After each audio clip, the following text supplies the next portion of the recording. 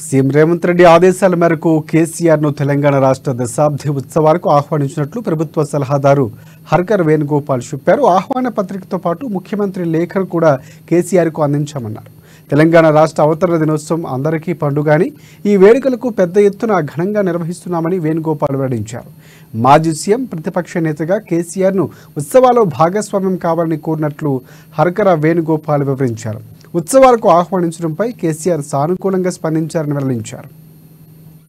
దాని సందర్భంగా వారిని వ్యక్తిగతంగా కలిసి గౌరవనీయులు రేవంత్ రెడ్డి గారు ముఖ్యమంత్రి గారి యొక్క లేఖ ఒకటి మరియు ఇన్విటేషన్ కార్డ్స్ మార్నింగ్ పొద్దున పరేడ్ గ్రౌండ్స్ లో ఉండేటువంటి ప్రోగ్రాము, ఈవినింగ్ సాయంత్రం ట్యాంక్ బండ్ మీద జరిగేటువంటి కార్యక్రమాల లోపల వారిని భాగస్వామ్యం కావాలని ఒక సలహాదారు హోదా లోపల నేను మా డిపార్ట్మెంట్ డైరెక్టర్ గారిని మా ముఖ్యమంత్రి గారు చెప్పిన దరిమిలా ఈ రోజు గౌరవ మాజీ ముఖ్యమంత్రి వర్యులు చంద్రశేఖరరావు గారిని కలిసి ముఖ్యమంత్రి గారి యొక్క సందేశం ప్రత్యేకమైనటువంటి సందేశంతో పాటు వారు అందించినటువంటి లేఖను వారికి అందజేసి ఇన్విటేషన్ కూడా గౌరవ చంద్రశేఖరరావు గారికి అందజేయడం జరిగింది. ఇది ఒక 60 ఏళ్ల కళ.